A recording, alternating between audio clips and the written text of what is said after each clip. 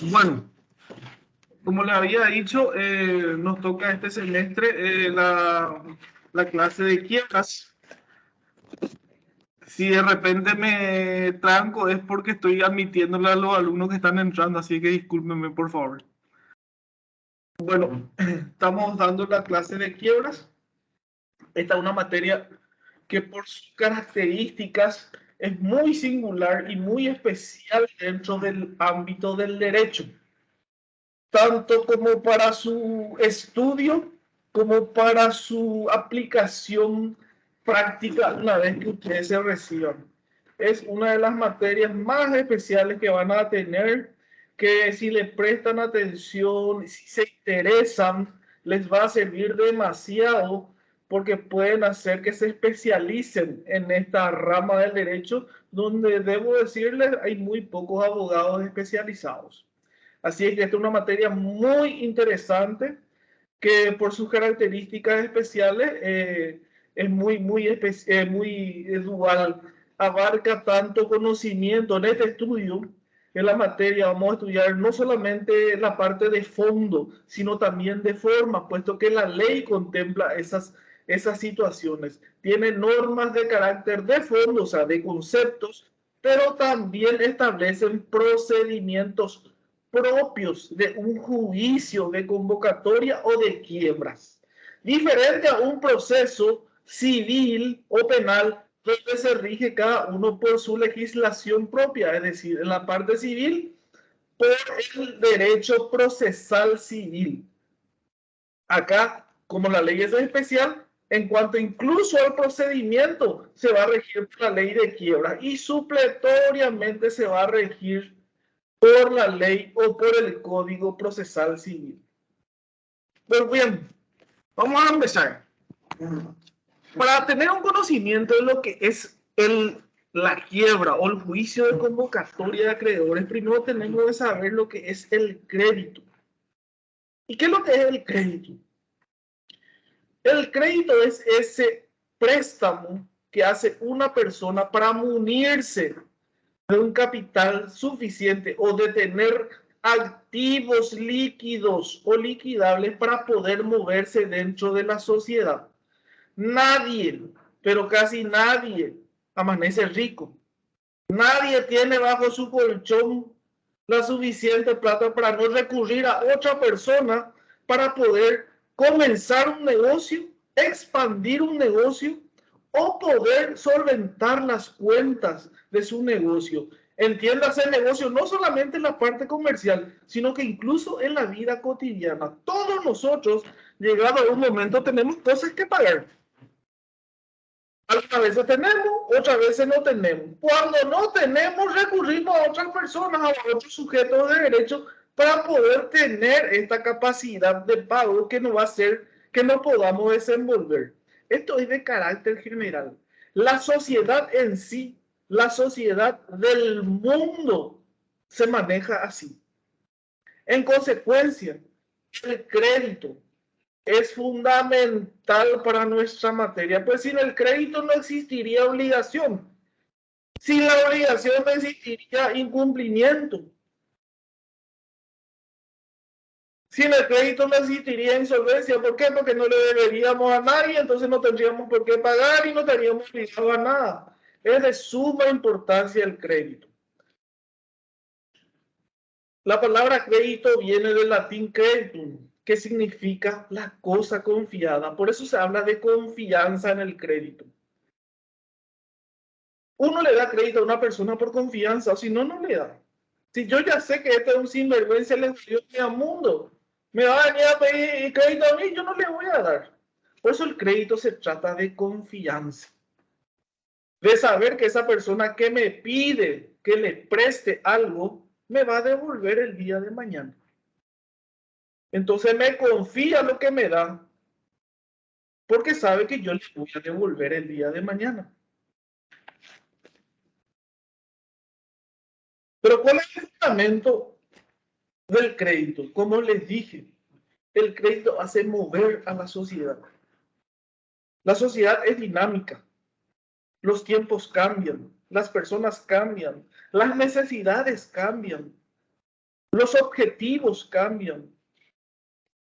Entonces ahí surge el fundamento de la existencia del crédito. Sin el crédito, como le dije, no se va a poder mover la sociedad, porque sus integrantes no van a tener cómo poder dar ese siguiente paso para seguir progresando. Eso ocurre en todas las sociedades. Se necesita de ese empujoncito para poder seguir adelante. Día a día es un nuevo día. Cada día tiene sus obligaciones. Varias veces, en varios momentos de nuestra vida, para poder cumplir con ese día a día, vamos a necesitar del crédito. Ahí es donde radica el fundamento de la existencia del crédito.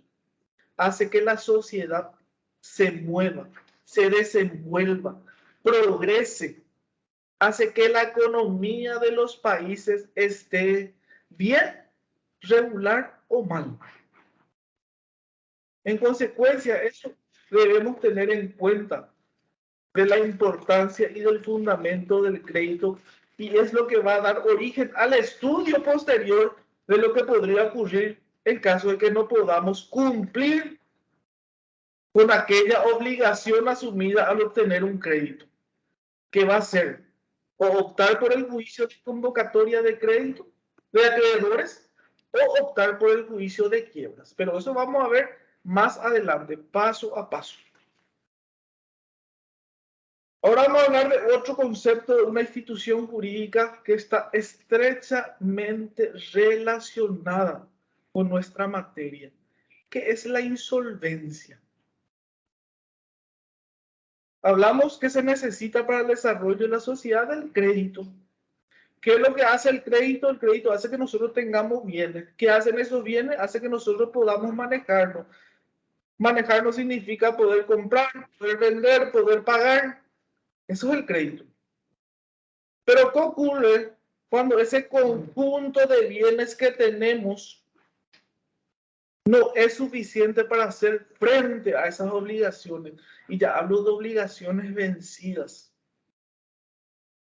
Ahí ocurre lo que se llama la insolvencia. Cuando del conjunto de nuestros bienes nos resulta imposible cumplir con nuestras obligaciones en tiempo y forma. Ahí se produce la denominada insolvencia. Insolvencia que es presupuesto fundamental en el procedimiento concursal en la materia que estamos estudiando, convocatoria de acreedores y quiebras. Se necesita estar en ese estado de insolvencia para poder acogerse a los beneficios de la ley concursal. Hablamos de la insolvencia y el incumplimiento. Y ahí hay que entender algo. Dígame si me retraso, le estoy dando admitiendo como le dije al alumno y de repente me desvió la atención para darle el admitido a los compañeros. Entonces nos quedamos en la insolvencia, el incumplimiento. Entonces la insolvencia es ese hecho jurídico, ese hecho económico realmente de no poder cumplir con las obligaciones en tiempo y forma. El incumplimiento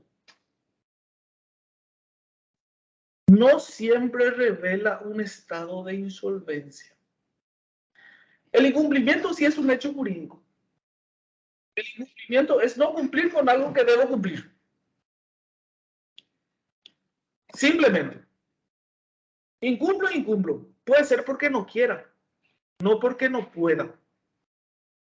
Esa es la diferencia. En la insolvencia es cuando no puedo. Cuando del conjunto, del universo de mis bienes, ya no puedo cumplir con las obligaciones en tiempo y forma. Sin embargo, el incumplimiento puede ser por un capricho personal mío. No le quiero pagar a este mi acreedor porque es un sinvergüenza. No le quiero pagar porque no se me antoja. Entonces, eso es un incumplimiento. Sin embargo, reitero, para poder aplicar los conceptos de la ley de quiebra se necesita ese estado de insolvencia. ¿Están entendiendo? Por favor, si de repente no entienden, yo quiero que alcen la mano, sin temor, sin vergüenza, porque así se aprende, que pregunten o repregunten y se va a tratar de explicar hasta que uno entienda. Es muy importante, por favor, que participen si quieren. Yo no quiero que se vean limitados. Cada año le digo a mis alumnos, no tengan que vergüenza en preguntar. Aunque dentro de ustedes digan, che, ¿qué pregunta tonta estoy haciendo? No, ninguna pregunta es tonta. Todas las preguntas contribuyen. Es más, también cito como ejemplo eso que ahora preguntas y que quizás pensaste que todo el mundo se iba a burlar o que era medio tonto. Quizás el día de mañana te sale en el examen y eso te salva. Entonces, por favor, sin vergüenza pregunten. ¿Prosigo? Bueno. Sí, profe. Entonces vamos a hablar ahora de la quiebra. Vamos a hablar de la quiebra en su concepto económico y jurídico. En un concepto económico vamos a decir que la quiebra es un estado de desarreglo económico. Ese estado de desarreglo económico lleva al estado de insolvencia que puede producir la quiebra. Es un hecho que no siempre va a surtir un efecto jurídico. Y ahí está la diferenciación en su concepto económico o en su concepto jurídico. Es decir, económicamente podemos estar en estado de insolvencia, podemos estar teniendo ese desarreglo patrimonial. Sin embargo, ese estado actual puede no reflejarse jurídicamente hablando. ¿Por qué? Porque puede ser que yo le deba a 10 personas o le deba a una persona y esa persona, por la razón que fuere, no me quiere reclamar. Entonces ahí hay un efecto económico. Se sabe, yo, deudor, sé que estoy con un desajuste patrimonial. Yo sé en la que no puedo pagar. Pero no tiene efecto jurídico porque nadie me reclama. Entonces, ese es un estado económico que todavía no surge efecto jurídico. Pero al hablar de la quiebra en su concepto jurídico, ahí entra a tallar la intervención judicial. Conceptualmente decimos que hay quiebra cuando la misma... Sí, perdón. Conceptualmente decimos que la quiebra es jurídica cuando en la misma interviene un magistrado judicial, quien es la única persona que puede declarar la quiebra de una persona. En nuestro sistema jurídico, los procesos concursales, entiéndase convocatoria a acreedores, entiéndase quiebra, lo hace el juez de primera instancia en lo civil y comercial del lugar del domicilio del deudor.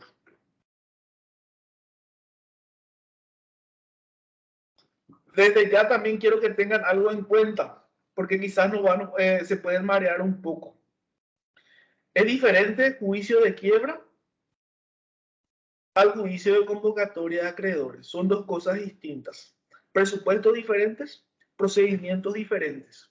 Ahora estamos hablando de un concepto general, por eso hablamos de quiebra, porque estamos hablando de conceptos. Luego vamos a empezar a meternos en el juicio propiamente de convocatoria de acreedores y después vamos a irnos al juicio propiamente de quiebra. Ahora hablamos de conceptos.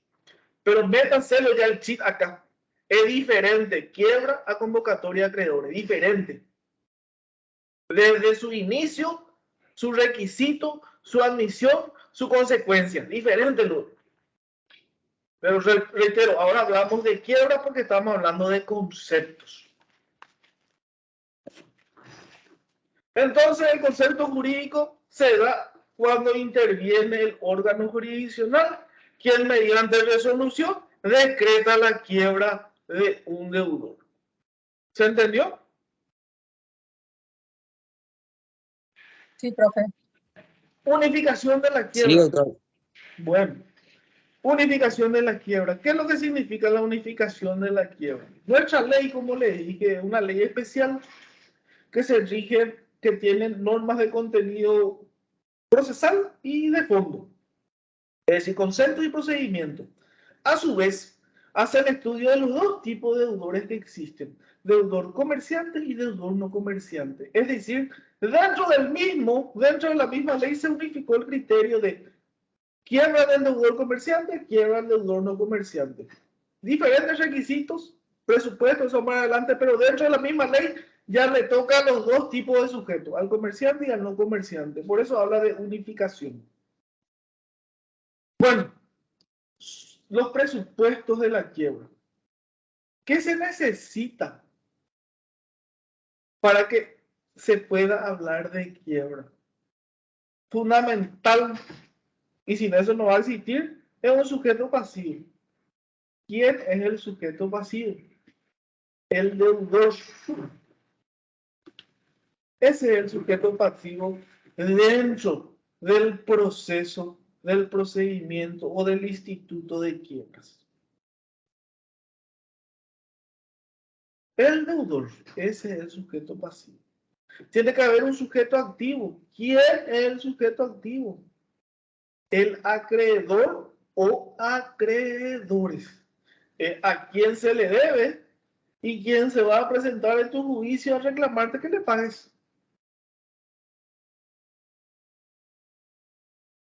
Y acá habla de la posibilidad, dice el programa, uno o más acreedores. ¿Por qué hace esa distinción? Y hace esa distinción por lo siguiente. Llegado el momento, yo, deudor, sujeto pasivo, no comerciante, entro en estado de desgracia, en estado de insolvencia, desarrollo económico para cumplir mis obligaciones. Y como no soy comerciante, la ley exige que para que mi acreedor, porque esa es una posibilidad que existe, que mi acreedor pida mi quiebra, se necesita más de un acreedor. Cuando es no comerciante el deudor.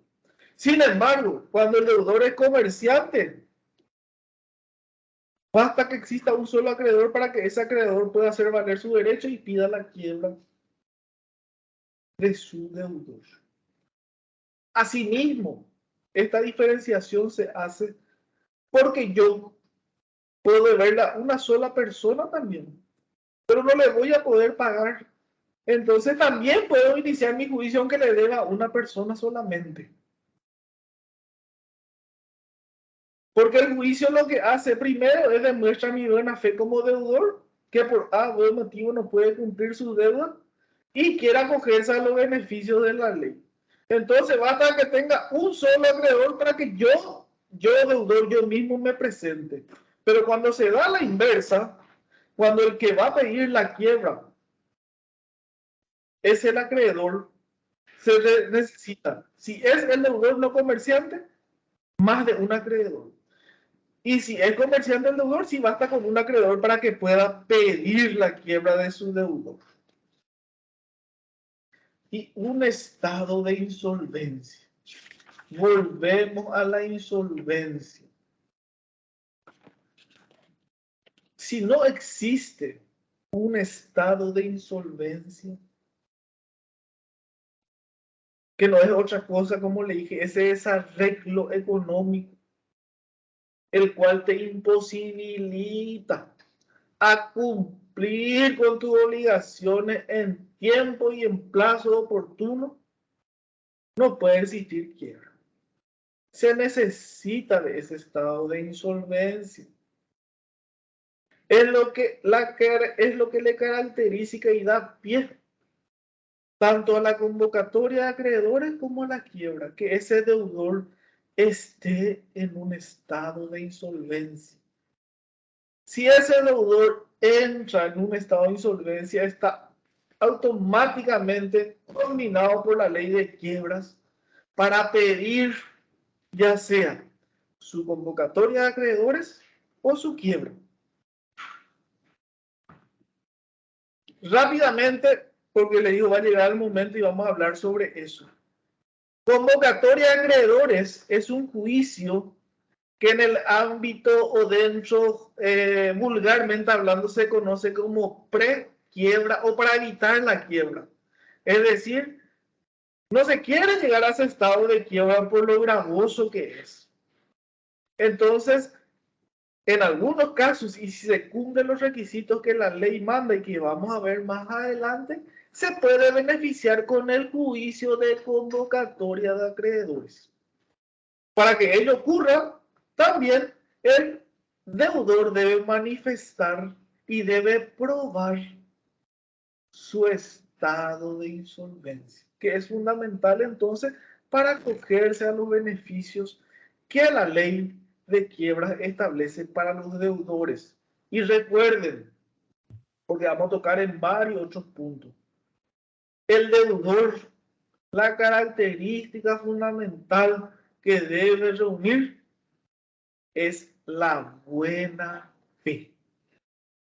Si un deudor no es de buena fe y se demuestra, eso trae consecuencias jurídicas, incluso penales. Pero ya le digo, eso vamos a ver más adelante, no nos vamos a apresurar.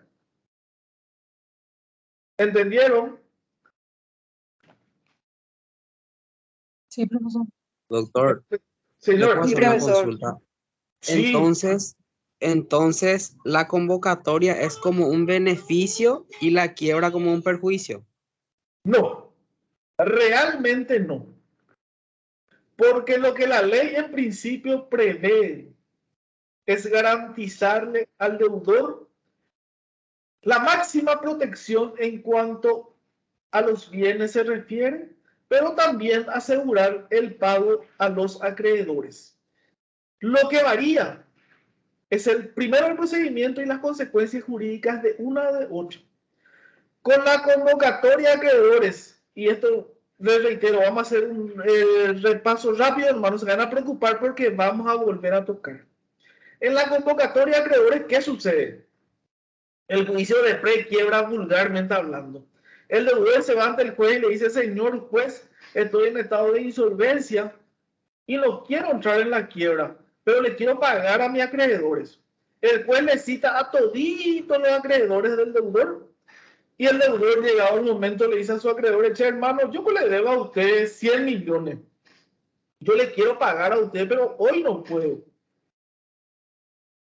Como demostrar mi buena fe, yo le propongo lo siguiente. Propongo que me hagan una quita de intereses. Propongo que me perdonen 30% de mi deuda. Y propongo que ese saldo restante de 70% le voy a pagar en 4 años de la siguiente manera. El primer año le voy a pagar 10%, el segundo año le voy a pagar 30%, el tercer año le voy a pagar así hasta completar el 100% de ese 70%. Ese es el beneficio de la convocatoria, donde el deudor primero consigue estos beneficios. Además, él siempre va a seguir administrando sus bienes. Siempre él va a ser el que va a administrar sus bienes, siempre bajo el control del síndico y del juez, pero él va a administrar sus bienes. En cambio, en la quiebra, también puede ser pedida por el propio deudor. El deudor dice, señor juez, estoy en estado de insolvencia y ni aunque me den todos los beneficios, mis acreedores no les voy a poder pagar. Pero como soy de buena fe y no quiero tener problemas en lo penal después, vengo a decir que se me declare mi quiebra. Al declararse su quiebra, esa persona va a ser desapoderada de sus bienes. ¿Qué significa ser desapoderada de sus bienes? No es que se le va a quitar, no es que se le va a transferir al juez o al síndico, no. La administración de los bienes de ese deudor va a pasar en mano judicial. ¿Para qué? para que llegado el momento se vendan por una de las modalidades establecidas en la ley y el producto de esa venta se reparta entre los acreedores conforme al orden de privilegio de pago que tengan. Entonces ahí está la diferencia. Primero, en la convocatoria el deudor conserva la administración de sus bienes. Segundo, puede obtener o conseguir ventajas económicas en cuanto a la quita y en cuanto a la espera en el pago de sus deudas. En cambio, en la quiebra se les apodera a sus bienes, pues, es decir, la administración de sus bienes, no la titularidad como algunos piensan. Pasa en mano judicial y esos bienes van a ser vendidos para pagarle a sus acreedores. Y pagándole a todos sus acreedores, si sobra algo, se le va a dar el resto al deudor.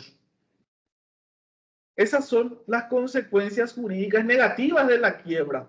Pero no obstante, en uno en otro caso siempre se busca proteger los bienes del deudor y el crédito, que es lo que se le debe al acreedor. ¿Y por qué se protege ese crédito?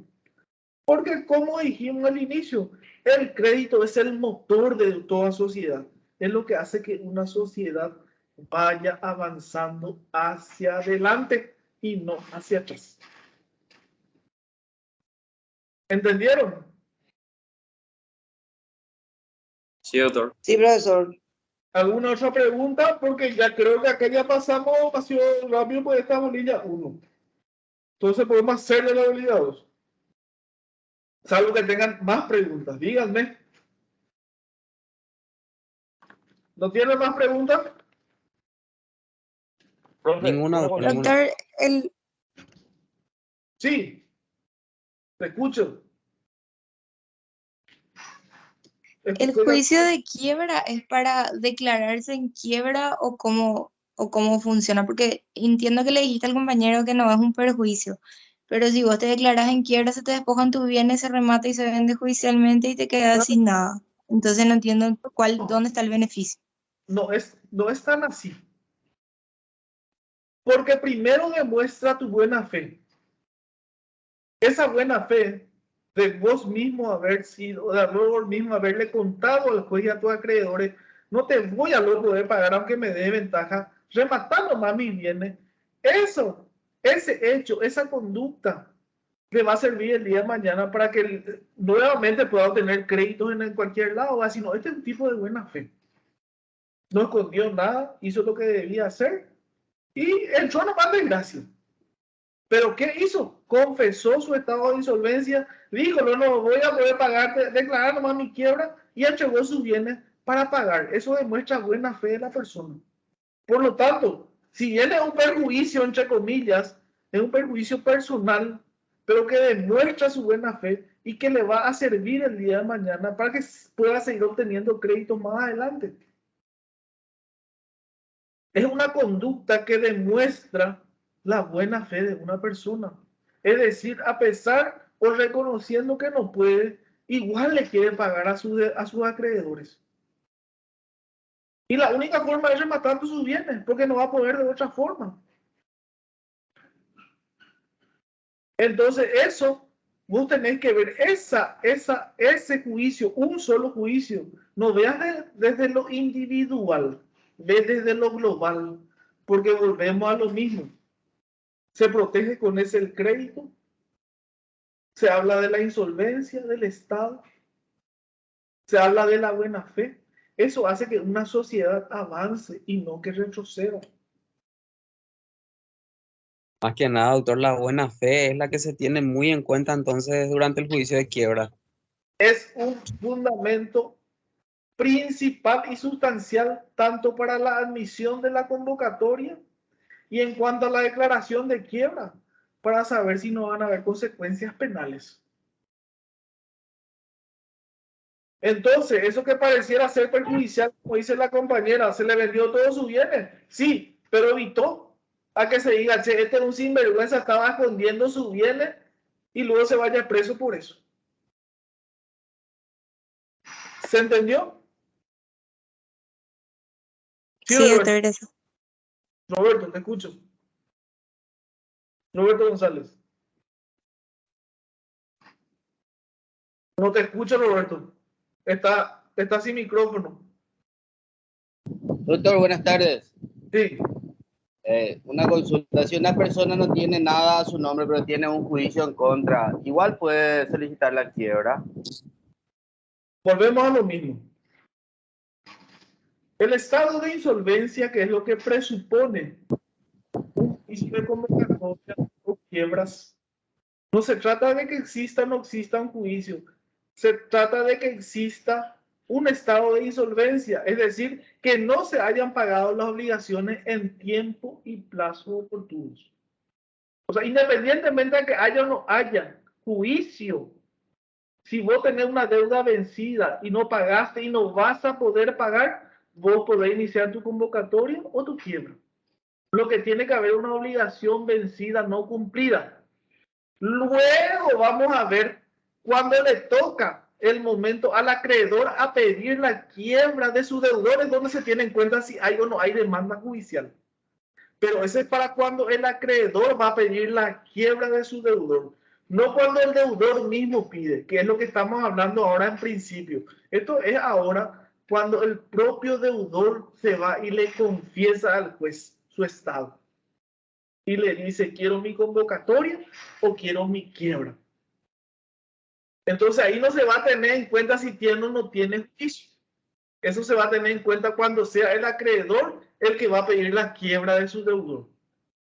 Ahora lo que tenés que tener en cuenta, o el deudor tiene que tener en cuenta, es su estado de insolvencia patrimonial. Exista o no exista demanda judicial. Ya venció su obligación, no pudo pagar y no va a poder pagar. A partir de ese hecho económico, le surge el derecho a poder acogerse a los beneficios de la ley de quiebras. ¿Se entendió? ¿Entendiste, Roberto? Sí, doctor, Sí, entendí profe. en parte. Pero una persona que es declarada en quiebra, después queda inhabilitada comercialmente, ¿no es cierto? Eso cuando es comerciante. Dice, una de las consecuencias es la inhabilitación para ejercer de tiempo. Eso sale Eso en la está todo, sentencia de quiebra. claro, eso está todo previsto en la ley, luego está previsto. Pero eso va a estar cuando entremos de fondo al juicio de quiebra. ¿Cómo entrar en Inforcom? Más o menos así, más o menos así. Y tiene Pero un de la plazo quiebra. también en el tiempo de eso, doctor. No, en principio, para pedir unos convocatorios de quiebra, no. Pero dura así 4 años la inhabilitación y cómo se levanta. Este periodo establecido, pero te digo, vamos a tocar es cuando el juicio de quiebra. Vamos a hablar luego de la resolución que dicta el juez. Vamos a tocar punto por punto, porque la sentencia que declara la quiebra tiene que tener varios puntos que si no están, no sirven. Y ahí vamos a tocar todo eso que vos decís. Te digo, ahora no quiero hacer una mezcolanza. Está bien, doctor. No, los planos o después quiero hablar del concepto. Después vamos a ir al punto por punto. Ahí vamos a hablar de la sentencia judicial. ¿Qué debe decir? ¿Qué debe decir? Ahí Muchas gracias, doctor. ¿Quién otro? Veo que están preguntando. Profesor, sí. Permiso. Según entiendo que para llegar a un estado de quiebra es porque ese, o sea que ese deudor, ¿verdad? Es porque ya, o sea que la condición para que le lleve a la condición de quiebra es porque está prácticamente todos sus bienes como hipotecado, un inmueble o varios inmuebles. Y es por eso que el Estado, cuando solicita, ¿verdad?, la atención del juez, para que no pierda mucho sus valores, o sea, los valores de sus patrimonios, es que se encarga el Estado, en este caso, de administrar sus bienes. No, no es tan así. Y te explico por lo siguiente. Ese es un concepto que hasta hace unos cuantos años se manejaba y es equivocado. Lo que vos planteas sería como que se compara entre su activo y su pasivo. Y si su pasivo es más grande que su activo, es quiebra. No, no es así.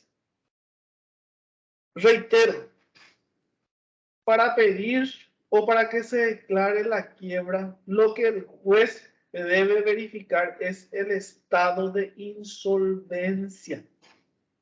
¿Y qué es el estado de insolvencia? Es la incapacidad de poder hacer frente a las obligaciones en tiempo y en plazo. ¿Por qué te hago esa diferenciación y te digo que el hecho de que tenga varios bienes o menos bienes no es causal de quiebra? Por lo siguiente,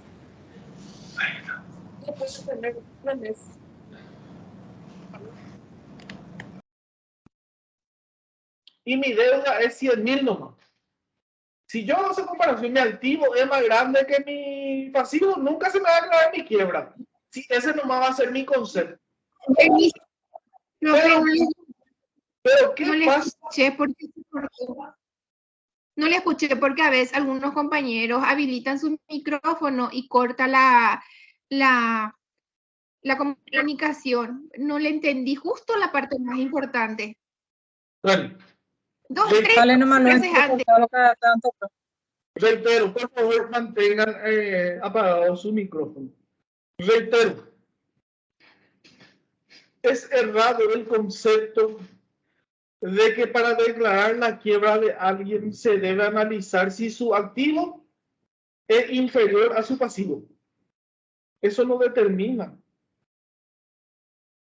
un estado de insolvencia. Antes se pensaba así, incluso los jueces. Decían, no, tiene un patrimonio de 100.000 y él debe 200.000, quiebra. No, no es eso.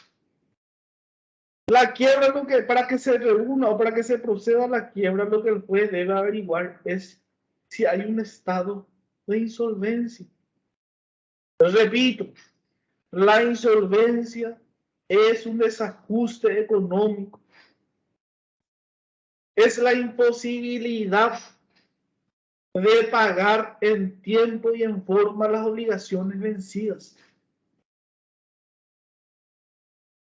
Y el ejemplo que doy siempre. Yo tengo un patrimonio, mi activo de 1 millón, así es.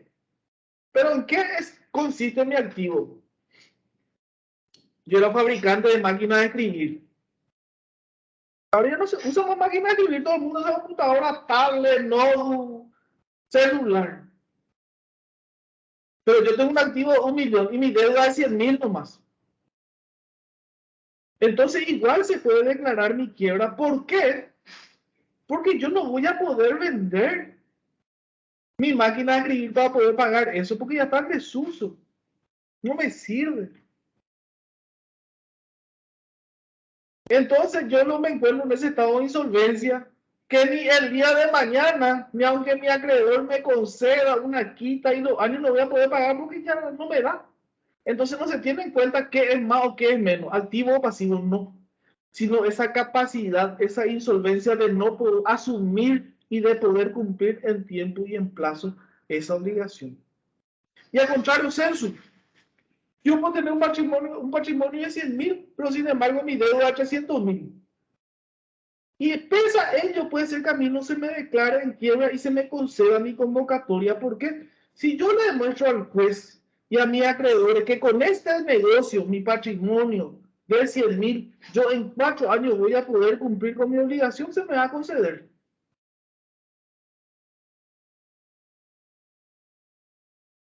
Entonces, lo que debe ocurrir siempre y lo que el juez tiene en cuenta es ese estado de insolvencia patrimonial, no el activo y el pasivo, sino ese estado de insolvencia que no le permita cumplir con sus obligaciones.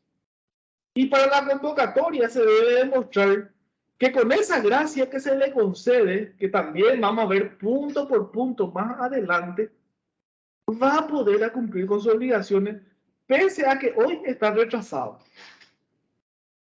¿Se entendió?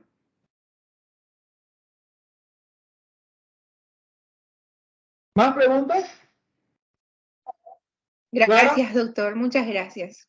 Bueno, ¿Continúo? Buenas tardes. Quería Ahí hacer va. una pregunta. ¿Me puede repetir el concepto de quiebra? Sí, ya me lo perdí en esa parte. No entendí absolutamente nada.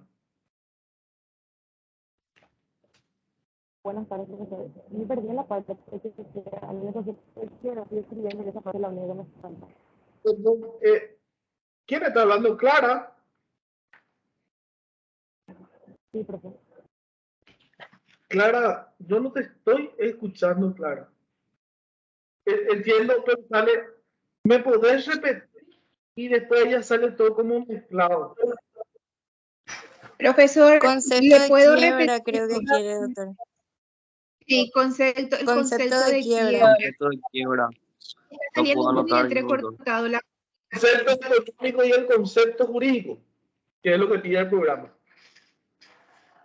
El concepto económico no es otro que el que te acabo de repetir, que es ese desarreglo patrimonial que ocurre y que hace imposible que una persona cumpla con sus obligaciones. Esa es la quiebra en concepto económico. Pero ese concepto económico, es decir, yo, Darío Ortega, yo sé que ya estoy en quiebra. Porque más que nadie, no va a haber otra persona que yo que ya debe saber que a él no le voy a pagar porque no tengo. Entonces, económicamente, yo ya sé que estoy en quiebra. Porque mis bienes o mi actividad no me va a posibilitar a cubrir esas deudas, incluso con el tiempo.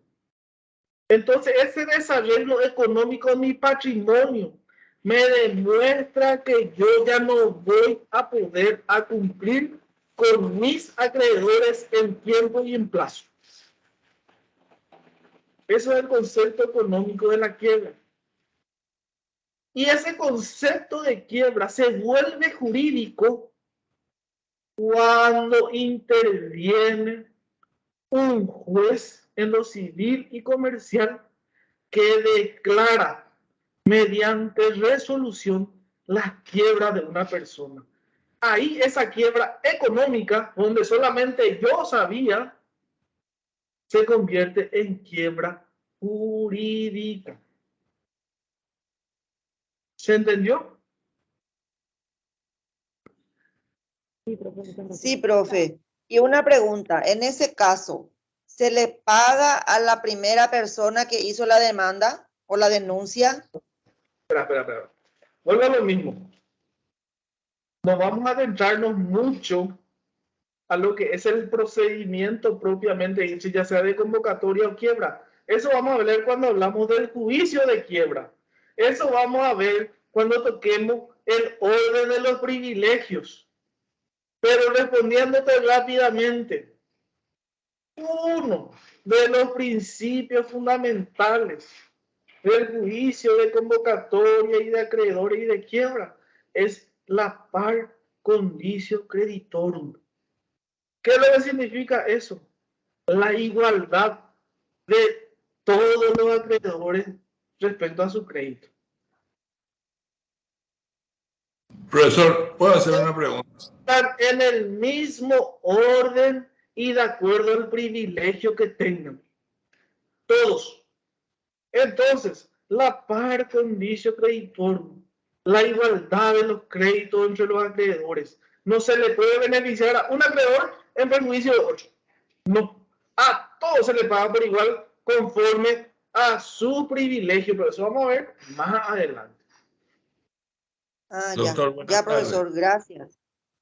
Buenas tardes, doctor. Rubén Sojil se Sí, presenta. Doctor, cuando se declara la quiebra a una sociedad, ¿quién es responsable? ¿La sociedad jurídica o los componentes de esa sociedad jurídica? En principio, sí. En principio, solamente a la sociedad. ¿Por qué? Porque las sociedades jurídicas son personas de derecho, independientes a la de sus dueños. En principio. También vamos a ver más adelante cuándo le afecta a los socios de una sociedad esa situación de quiebra. Eso ocurre cuando hay socios con responsabilidad ilimitada. Ahí es donde la declaración de quiebra de una sociedad la afecta a su socio. Pero les vuelvo a repetir, eso vamos a ver más adelante. Por eso tiene también su capítulo dentro de la quiebra. Pero en principio, la declaración de quiebra de una sociedad solamente le afecta a la sociedad. Porque son 2 o 3 casos nomás en donde existen sociedades con socios de responsabilidad ilimitada. Después todito son sociedades con responsabilidad limitada. Es decir, cada uno responde con los bienes que aportó en la sociedad.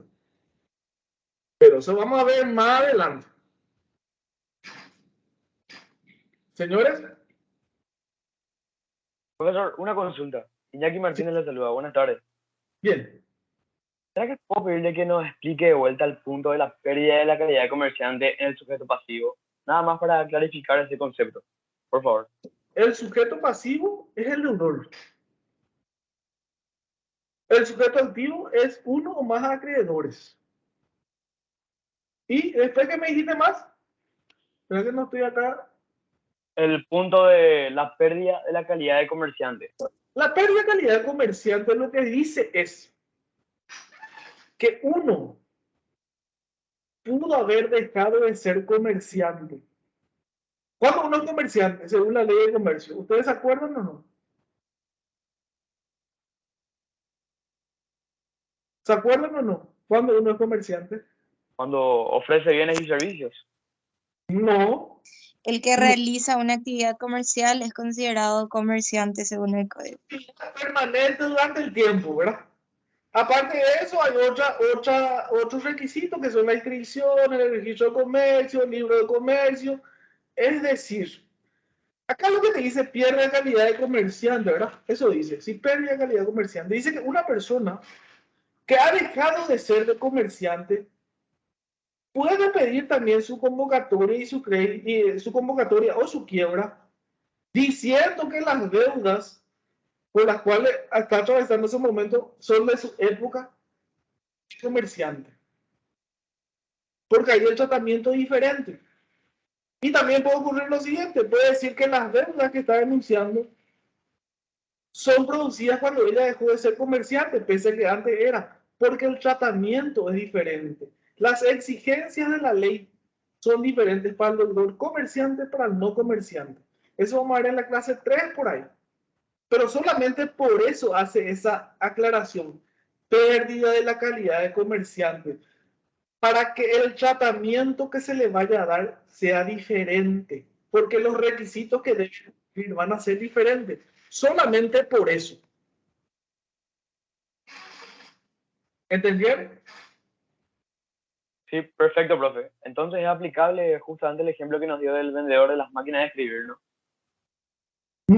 No va a ese lado, porque a lo que voy yo es que las deudas se hayan producido durante el ejercicio del comercio o viceversa, que las deudas se hayan producido cuando ya no ejercía el comercio. Sino al periodo del origen de las deudas es lo que se refiere a tener que acreditar la pérdida o no de calidad de comerciante. A eso se refiere. Al origen perfecto, de la... Muchas gracias, profe.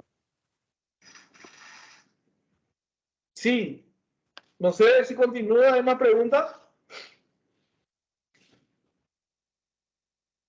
Bueno. ¿Hasta qué hora tenemos clases? ¿Quién sabe? 3:30, 3:30, creo. doctor. Hasta las 3:40, doctor. 3:30. Tenemos entonces todavía media hora. Vamos por la clase 2. Vamos a hablar del juicio de quiebras todavía. Vamos a hablar de su objeto, sus caracteres, los bienes y derechos comprendidos y los excluidos. Bueno, ¿cuál es el objeto del juicio de quiebras? Lo que le voy a decir ahora, me acabo de aclarar cuando alguien hizo una pregunta. Por eso de repente es que no quiero mezclar todos los tantos y le digo que no se aceleren, que vamos a llegar al momento y vamos a tocar algunos. porque ahora esto que le voy a decir ya toqué hace rato. ¿Cuál es el objeto de quiebra? El objeto de quiebra es realizar. ¿Qué significa realizar jurídicamente? Vender. Vender todos los bienes de un deudor dentro de un juicio o de un procedimiento único a los efectos de que lo obtenido por la venta de esos bienes sea distribuido para el pago de los créditos de sus acreedores conforme al orden de preferencia. Entonces, ese es el objeto de juicio de quiebra. Liquidar, realizar, que no es otra cosa que vender todos los bienes del deudor en un procedimiento único y universal a los efectos de que lo obtenido por la venta de esos bienes sea repartido para el pago de sus acreedores conforme al orden de preferencia. Buenas tardes, profesor. Buenas tardes. Ambas partes pueden peticionar la quiebra. Sí, ambas partes te referís al deudor y al acreedor. Así mismo, al activo y al pasivo. No, el activo y el pasivo son otras cosas. El activo, el sujeto activo sí una cosa. Sujeto activo. Sujeto activo y sujeto pasivo sí. Sujeto pasivo es el deudor y el activo es el acreedor. Sí, ambos pueden. La quiebra sí.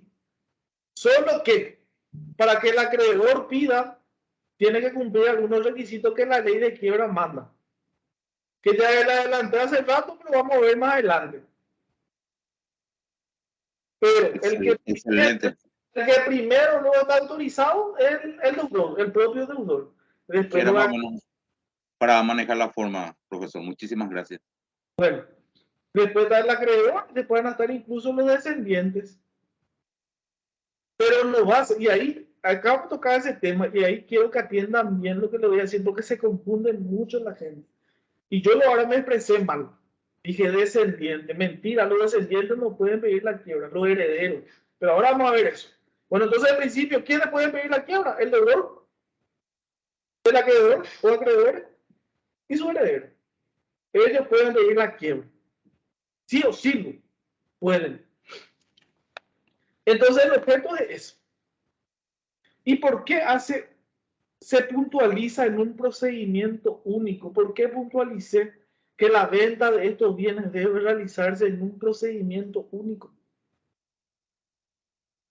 Porque no puede haber más de 2 juicios de quiebra de una misma persona. Porque, aunque existan varios deudores, deben hacer juicios diferentes, aunque las deudas sean iguales. Porque debe hacerse en un procedimiento solo. Ese es un error, un gran error que se comete también en nuestros tribunales. Se admite el juicio de convocatoria o de quiebra de varias personas en una sola. No, en un solo juicio se hace. Profe, Sí. Profe, el heredero tanto del deudor como el del acreedor o uno de ellos. Del deudor. Vos no te olvides. Claro que puede pedir también del acreedor, pero para eso tiene que haber un montón de circunstancias. No te olvides que heredero significa sustituirle a la persona. Entonces sí, el heredero del acreedor también va a poder pedir, porque eso significa que ya se murió en el otro.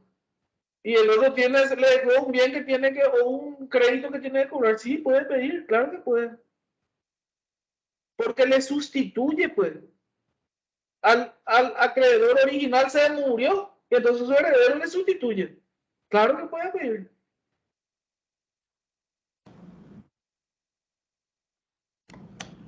Gracias.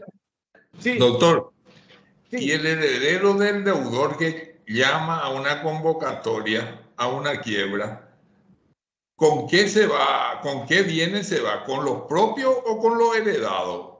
No, justamente por eso es que la ley le facilita o le faculta al heredero a o pedir la convocatoria, que es un juicio aparte, o a pedir la quiebra sobre los bienes del deudor, no sobre sus bienes. Justamente por eso le prevé a que el heredero, eso significa que el deudor ya se murió, se vaya y continúe la convocatoria o inicie la convocatoria o que pida la quiebra. Justamente para que no le afecte a sus bienes personales. Porque ahí se delimita, se separan los bienes del deudor, del fallecido y del heredero. Bueno, los caracteres. ¿Cuáles son las características propias de este instituto conocido como quiebra o como convocatoria? Acá vamos a mezclar porque para los dos es igual ya. Reitero lo que dije al principio. Es un juicio especial regido por una ley especial que contiene normas de fondo y de forma. Por lo tanto, uno de sus caracteres es que es inquisitivo.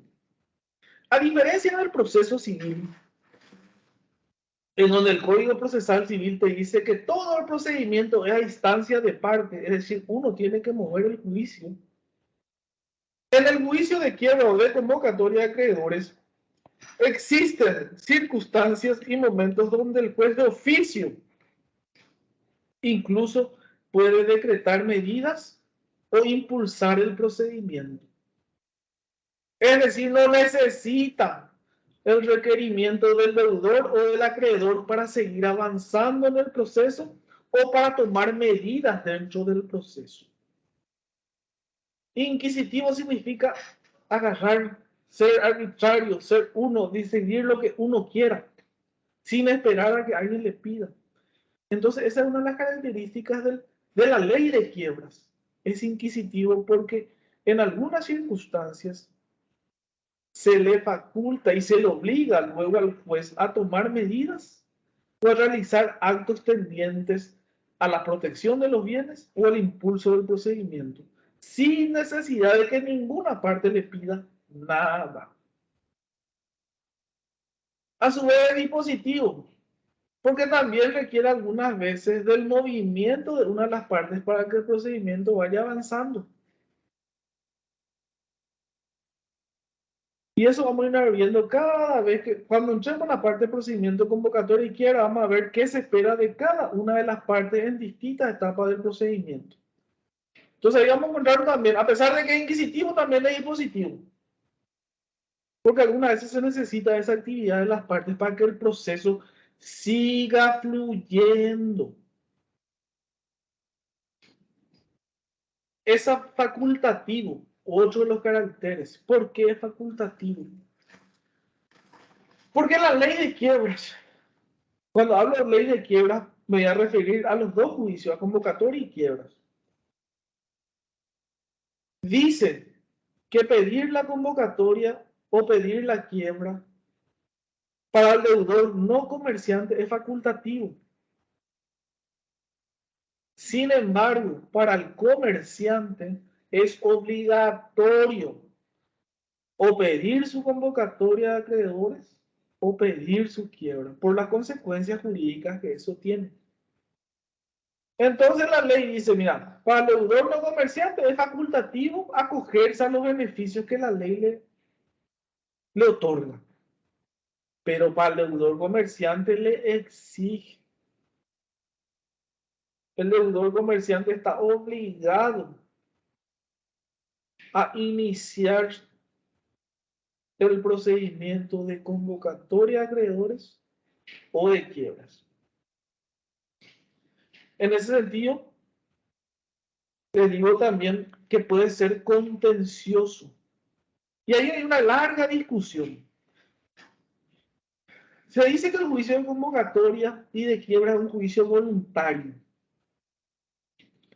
Entonces algunos autores no aceptan la teoría de que uno de los caracteres de la ley de quiebra es que sea contenciosa.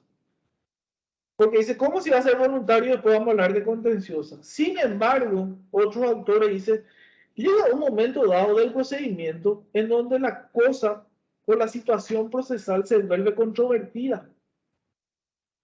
Entonces, a partir de ahí se puede hablar también que su carácter es contencioso. Pero ¿en qué momento es lo que se vuelve controvertido? Llega una etapa donde se le cita a todos los acreedores para que se presenten en el juicio para reclamar su pago. En ese momento va a haber una etapa donde se le va a correr traslado de esa presentación al síndico, al deudor y a la vista de los acreedores. Ahí es donde puede surgir controversia. Porque alguno puede decir, no, esa deuda no existe, esa deuda es falsa, y se discute. Entonces, algún autor dice, porque puede ocurrir eso, también uno de los caracteres de la ley de quiebra es que sea contencioso. De ejecución, otro de los caracteres. ¿Por qué se habla de ejecución? Porque una vez culminado el procedimiento de la ley de quiebras, los bienes se tienen que vender, se tienen que rematar, se tienen que liquidar, se tienen que realizar. Siempre son sinónimos esa palabra, acuérdense, realizar, liquidar, vender, rematar, siempre tiene que ver con la misma cosa, obtener dinero de los bienes del deudor. Entonces también es de ejecución, porque va a llegar ese momento donde se van a tener que vender esos bienes, se van a ejecutar esos bienes para obtener la plata. Es universal. ¿Por qué es universal? Porque tanto el juicio de convocatoria como el de quiebras abarca la totalidad de los bienes del deudor. Todos sus bienes. Porque con esos bienes va a hacer frente a sus obligaciones, ya sea de manera acordada, convocatoria de acreedores, o ya sea de manera forzosa a través de la venta de sus bienes. De orden público. ¿Qué significa orden público? No sé si era un procesal civil. ¿Manejan el concepto de orden público? Orden público se llama cuando los mandatos establecidos en la ley son de cumplimiento obligatorio y ni con acuerdo de partes se puede salir de lo que la ley manda. En el derecho civil existe la posibilidad de que algunos actos, hechos, se hagan de acuerdo a la voluntad de los interesados. La ley le permite. Porque rige la teoría de la voluntad, del consentimiento. Eso no exige la ley civil. Sin embargo, una vez que entramos y nos sometemos a la ley de quiebra, rige el principio y que es el carácter de la ley de quiebra, que se llama orden público. Lo que dice la ley tenemos que hacer, no podemos salir de eso, ni el juez, ni el síndico, ni el fiscal, ni las partes. Lo que dice la ley, cuándo dice la ley, hasta cuándo dice la ley. De eso no se puede salir. Por ejemplo, la ley establece claramente en el juicio de convocatorias hasta qué porcentaje y hasta cuántos años se puede pedir la quita y la espera. De eso no se puede salir, aunque haya arreglo entre todos. No se puede salir de eso. Porque los mandatos de la ley son de orden público. Y salir y no cumplir con eso afecta no solo ya a los interesados en ese proceso, sino a toda la legislación nacional y a todos los intervinientes de la sociedad. No poder salirte ni una coma de lo que la ley de quiebras te permite, te obliga o te autoriza. siguen entrando. Vamos a ver. Los bienes, derechos y acciones comprendidos. Aquí vamos a analizar varios puntos, por eso me voy a permitir leerme porque vamos a entrar a tallar y a tocar unas legislaciones que no solamente son de la ley de quiebras. Pero en principio le digo que el juicio de quiebra comprende todos los bienes, derechos, acciones y obligaciones, salvo aquellos expresamente contenidos en la ley. Es decir, el deudor responde con todos sus bienes, presentes o futuros, pero que sean como consecuencia de ese presente. Después le voy a explicar por qué hago esta aclaración. Responde con todos sus bienes, derechos, obligaciones, con todo eso. Eso forma parte del juicio de quiebra. Salvo bienes que expresamente por alguna ley no pueden ser afectados por el juicio de quiebra. ¿Qué significa eso? Uno de los puntos que el juez va a hacer cuando declara la quiebra a una persona es asegurar todos los bienes del deudor. ¿Cómo va a asegurar? A través de distintas o de diversas modalidades que la ley le permite. Inhibición general de grabar y vender, embargo, venta rápida, por sobre todos los bienes. Sin embargo, la limitación es que esos bienes no se vean afectados por una excepción prevista en la ley. ¿Cuáles son esas? Algunas, no le voy a decir todo porque es largo, pero algunas le voy a decir.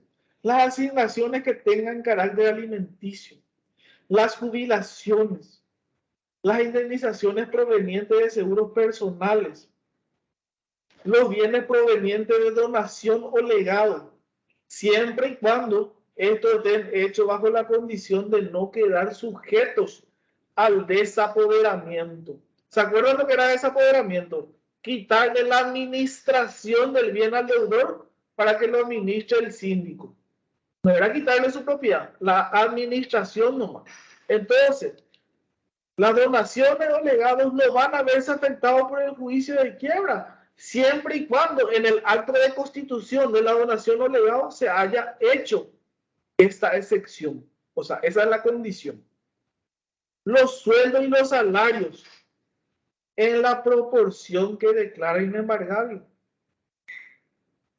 ¿Hasta cuándo es que se le puede embargar a una persona su sueldo? ¿Se acuerdan?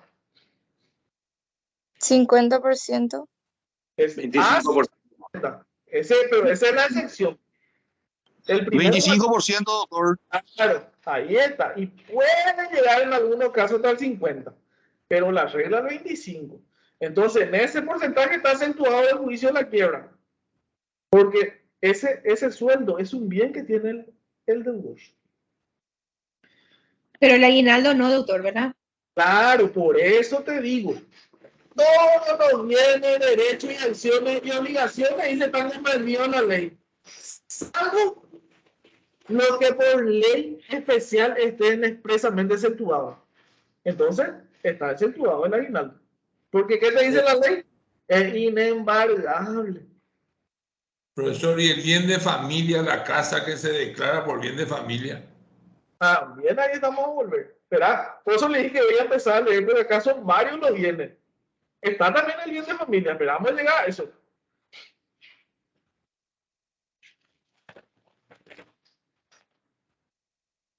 El bien de familia tampoco puede verse afectado. ¿Por qué? Porque está regido por una ley especial que lo que busca es proteger el bien, no de una persona, de la familia. ¿Y qué es la familia? El soporte, el sostén de una sociedad, de un país. En consecuencia, como hay una ley especial de bien de familia que prevé la inembargabilidad, es que el bien de familia tampoco puede verse afectado por el juicio de quiebras. Tampoco aquellos bienes que por leyes laborales se hayan exceptuados Leyes laborales, incluso procesales, porque la ley procesal te habla que uno le puede embargar, por ejemplo, los bienes del trabajo que una persona tiene, porque sin eso no va a poder trabajar. Entonces, si en la ley expresamente está exceptuado la inembargabilidad o la ejecución de algún bien, ni la quiebra le puede afectar. Por eso la ley te dice, la ley de quiebra te dice todos los bienes, derechos y acciones, salvo que una ley especial lo exceptúe. Bueno, ahora vamos a ver una pregunta que hicieron hace rato también. Creo que fuiste vos, luego Rubén, no sé quién. ¿Quiénes pueden iniciar y quiénes no?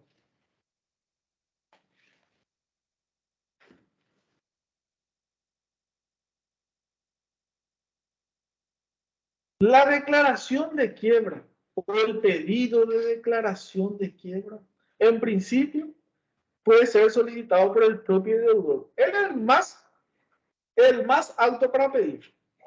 Y como le dijera, es obligatorio para el deudor comerciante y facultativo para el deudor no comerciante.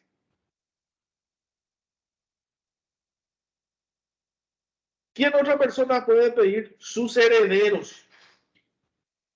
Y ahí no se confundan, porque yo mismo me confundí al iniciar con descendiente, que son circunstancias diferentes. El heredero también puede pedir la quiebra. ¿Por qué? ¿Para qué? Para que sus bienes no se vean confundidos con los bienes que le dejó el fallido. Por uno o por varios acreedores. Cuando el deudor es comerciante, basta que exista un solo deudor para que pueda pedir la quiebra. Pero cuando el deudor no es comerciante, tiene que ser 2 o más acreedores que pueden pedir la quiebra. No basta que haya uno solo. Cuando el deudor es no comerciante, ahí se necesita 2 o más. Eso también vamos a ver más adelante. Los requisitos, los plazos que debe cumplir, que debe hacer el juez. Pero en principio, entonces puede pedir deudor, heredero, uno o más acreedores. En el caso de comerciante, basta uno. Caso de deudor no comerciante, 2 o más. En principio, los acreedores con garantía real o con privilegio no pueden pedir la quiebra de su deudor. ¿Por qué me dirán? Y porque en principio ellos tienen un bien que protege luego ya su crédito. Su hipoteca, la prenda, esas son garantías reales. Es decir, ellos están protegidos luego.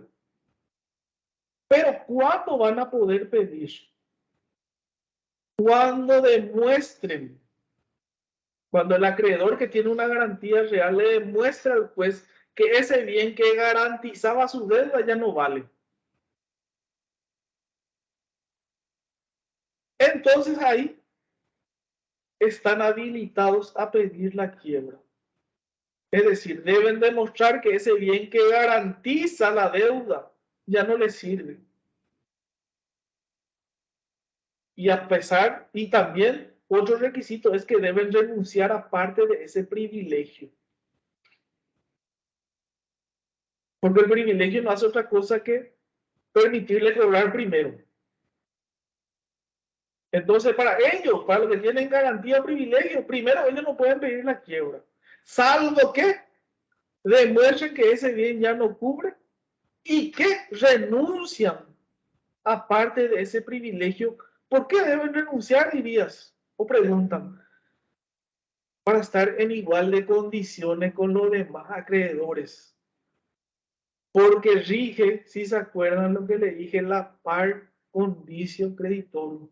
Todos los acreedores en igualdad de condiciones conforme a los privilegios que tengan. Ahora, ¿quién no puede pedir la quiebra? No puede pedir la quiebra al cónyuge, de su consorte, evidentemente, hombre o mujer, sí, no importa. Ni el ascendiente. Profesor. Espera, pues sí.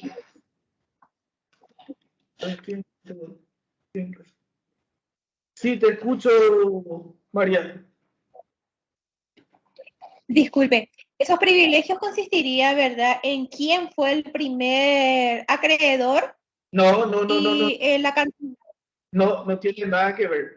Vos estás confundiendo con el derecho que tienen el primer embargante y todo eso, o el primer hipotecante, o el primer... Pero eso tiene que ver con otra situación, no con el juicio de quiebra. Cuando hablamos de privilegios, hablamos de privilegios que tienen ciertos créditos sobre un bien específico del deudor, no sobre todos, sobre uno solo, es decir, hipoteca prenda. Por ejemplo, Entiendo. El acreedor que tiene una cuenta, un privilegio, un crédito prendario sobre el auto que le vendió al deudor. Ella tiene garantizado su pago, no le paga y él le va a rematar su auto. Ah, ya. Ese es el privilegio que tiene ese acreedor. Por eso al principio él no puede pedir la quiebra porque ella tiene garantizada su deuda. Pero sin embargo, dice la ley. Ahora, si ese acreedor que tiene su garantía de prenda en ese auto le demuestra al juez que ese auto ya no va a cubrir la deuda, ahí él puede pedir la quiebra. Pero también tiene que renunciar a un porcentaje de su privilegio para convertirse en acreedor quirografario o acreedor común, como se le llama. Entonces el privilegio se refiere a que ese crédito que tiene el acreedor está garantizado con un bien específico y especial. ¿Se entendió? Bueno, entonces, ¿quién no puede pedir? No puede pedir el cónyuge de su consorte, ni el ascendiente, la del descendiente y viceversa. Y ahí está la variación con el heredero o heredera. Porque ese cónyuge puede ser heredero. Si heredero puede pedir. Entonces, mientras no sea heredero, no puede pedir. El hijo puede ser heredero.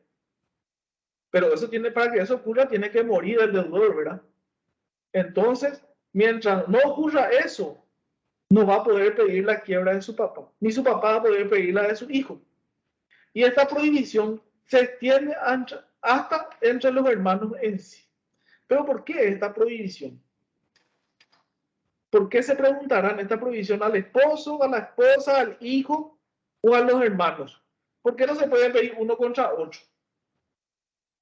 Por una razón de la que hablamos al inicio de la clase. El juicio de quiebra, la ley de quiebras de convocatoria de acreedores, está basado en el crédito, está basado en la insolvencia, está basado en la buena fe. Todo ello tiene que ver con la sociedad. Es decir, el desenvolvimiento normal dentro de la sociedad, de una sociedad civilizada. Entonces, otra de las piedras angulares de nuestra sociedad es la familia. Entonces la ley, previendo que no haya, voy a hablar de repente vulgarmente, pero como para que se entienda, no haya un quilombo entre la familia, ya prohíbe que entre los esposos o los hijos y papá o los hermanos entre sí se pidan la quiebra, porque eso va a generar un conflicto. Ese conflicto, en principio, solamente le va a afectar a ellos, pero todo tiene un desencadenante, como esto es económico, va a crear un desencadenante a toda la sociedad. Va a hacer que las familias se disgreguen, se separen. Y todo eso, a la larga, y como consecuencia, le va a afectar a la sociedad como en la economía. Entonces le está prohibido. Aparte de eso, también se prevé esta prohibición a los efectos que no existan actos simulados entre ellos que le puedan perjudicar a los demás acreedores. Pero en principio es para proteger a la familia. Bueno, vamos a aclarar entonces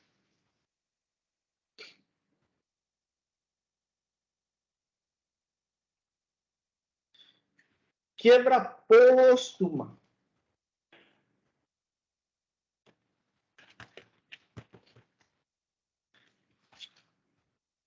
¿A quiénes tampoco pueden pedir antes de continuar? Tampoco pueden pedir los acreedores de créditos laborales. No pueden pedir la quiebra a su deudor. ¿Por qué? Porque los acreedores laborales se rigen por una ley como la ley de quiebras especialísima. Es decir, sus créditos o su crédito no se ve afectado por el juicio de quiebra, se haya protegido. Razón por la cual, como su crédito se haya protegido y además se rige por una ley especial, le está prohibido pedir la quiebra de su deudor. Por eso algunas veces se va a ver en juicios de quiebra, donde a la par hay un juicio no laboral. Y dentro de ese juicio laboral se puede vender algún bien de la quiebra. Porque este juicio laboral no se ve afectado por el juicio de quiebra. Todos los otros juicios sí, toditos. Pero el juicio laboral no. Porque se rige por una ley especial y el crédito está protegido. Es un crédito singularmente especial. Así no le llama la ley. Está por sobre cualquier otro crédito.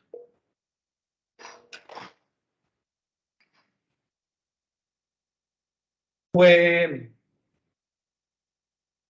la quiebra póstuma. La quiebra póstuma es la que se da después de la muerte del deudor. Ahí es donde el heredero o los herederos pueden o continuar en caso que ya se haya iniciado o en caso que no se haya iniciado, puedan pedir la quiebra de ese deudor. ¿Cuál es el requisito? Que el pedido de quiebra sea formulado dentro de los 6 meses posteriores al fallecimiento. Ese es el único requisito que la ley de quiebra le pide. Después no hay otro. ¿Y para qué hacen eso? Ya dijimos, para separar el patrimonio del deudor con el patrimonio propio. Ya que llegado el momento, si sobra algo, ellos van a recibir los bienes que sobran. Sí. Escucho, ¿quién me iba a preguntar algo? Profesor, los dos juicios, ambos juicios pueden llegar a lo contencioso. ¿De qué me hablas ambos juicios y de qué me hablas contencioso? ¿Me decía el carácter? Sí, a los caracteres. Claro, porque por eso le expliqué cuando dicen algunos que puede ser contencioso el procedimiento, cuando llega la etapa de hablar sobre a quién hay que pagarle y a quién no. Y eso ocurre en los dos juicios, tanto convocatoria como en quiebra. En ambos juicios se le llama a los acreedores para venir a cobrar. La forma es lo que varía. Pero en ambos juicios, todos los acreedores vienen. Y cada acreedor sabe quién es el otro acreedor. Entonces llega un momento que si uno dice, no, ese crédito es falso, puede impugnar. O el juez mismo puede rechazar, o el síndico, o el propio deudor. Entonces, en los dos juicios puede existir esa controversia. Gracias, profesor. Discute sobre la legalidad o legitimidad del crédito. Gracias, profe. Bueno. Las sociedades, ¿quiénes pueden pedir la quiebra? Y si vos me preguntaste, Rubén, algo. Todas las sociedades pueden ser objeto de convocatoria, perdón, de quiebra, pero no todas de convocatoria. Por ejemplo, las sociedades en liquidación pueden ser acogidas con el beneficio de la convocatoria de la quiebra. Sin embargo, una empresa ya liquidada, que se terminó la liquidación, no puede acogerse al beneficio de la quiebra. ¿Por qué? Porque ya no hay más bienes que liquidar.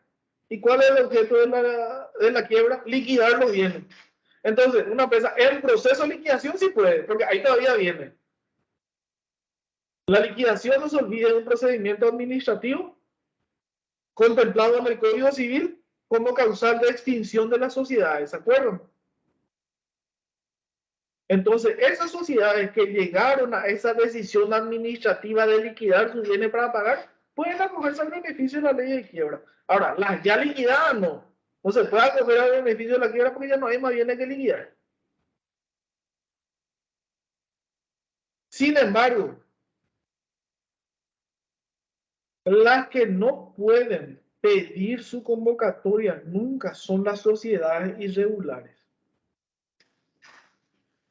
¿Saben cuáles son las sociedades irregulares?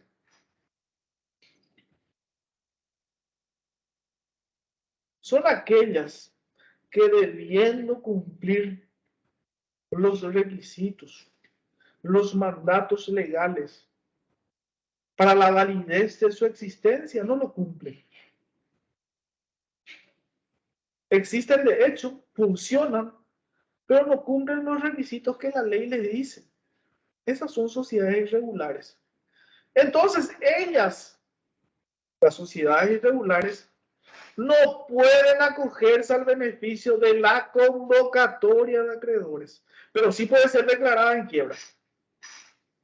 ¿Por qué no pueden acogerse al beneficio de la convocatoria de acreedores? Porque le falta el requisito fundamental, la buena fe. ¿Y por qué no tienen la buena fe? Porque debiendo haber sido regulares, porque la ley te manda y nadie puede desconocer lo que la ley dice, no cumplieron. Entonces, la presunción de buena fe se esfumó. Y entonces no pueden ser acogidos con el beneficio de la convocatoria, pero sí pueden ser declarados en quiebra. Incluso con sanciones. Bueno, ¿preguntas?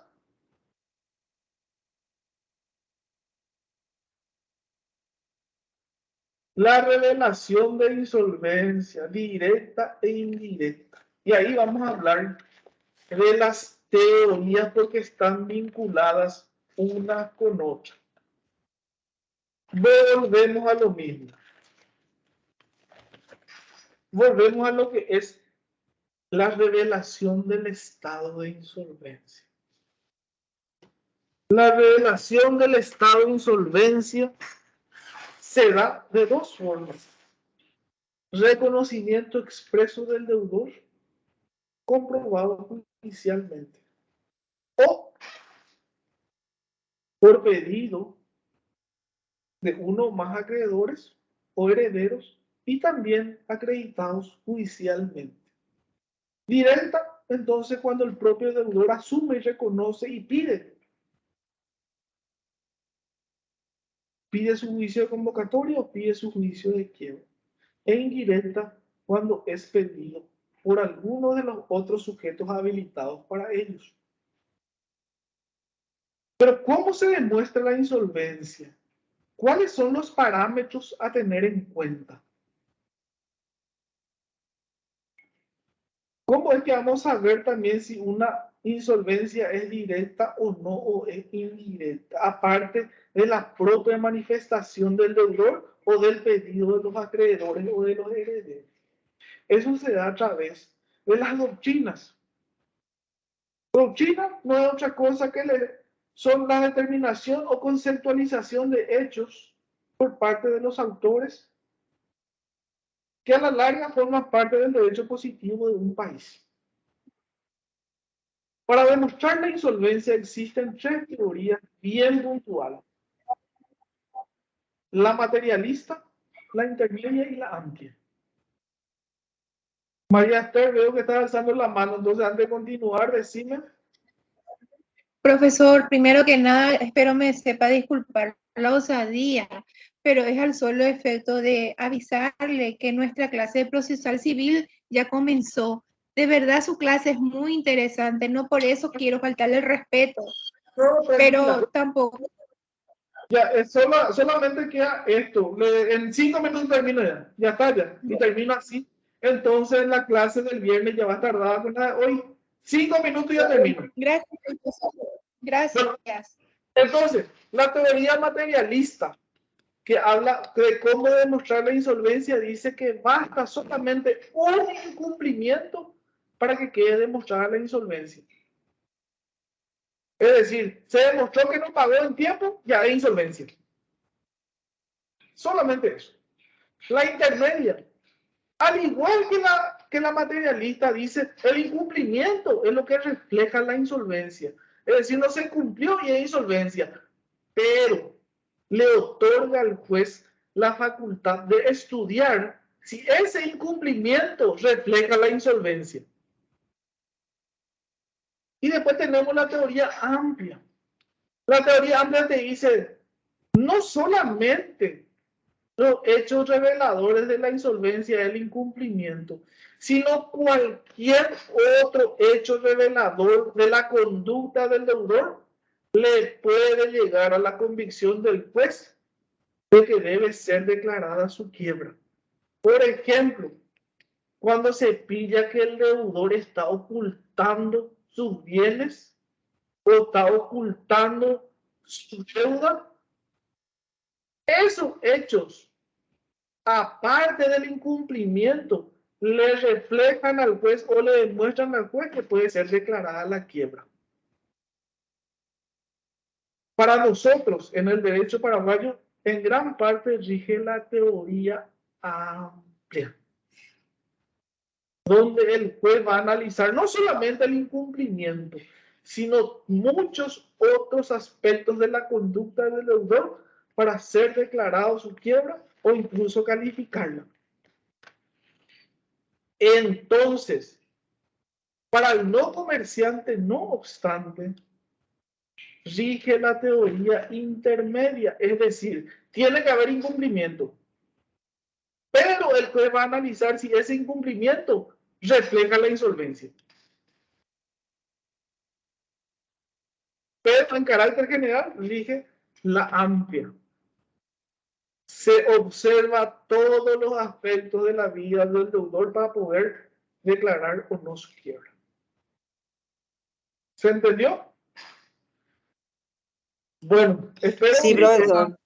Excelente. Muy explicado, muy bien explicado, profe. Bueno, yo Me encantó su clase, profe. A México, así es que difícilmente esté consciente para el viernes, porque si estoy voy a estar mareado y le voy a decir cualquier cosa. Así que creo que ya pasamos para el miércoles, nomás le empieza. Doctor, Dale, profe. Esta recuperación, profesor, y muchas gracias. Fuerza, a las órdenes. Doctor. Hasta luego. Hasta luego. Chau, chau. Hasta luego, profe. Chau, chau.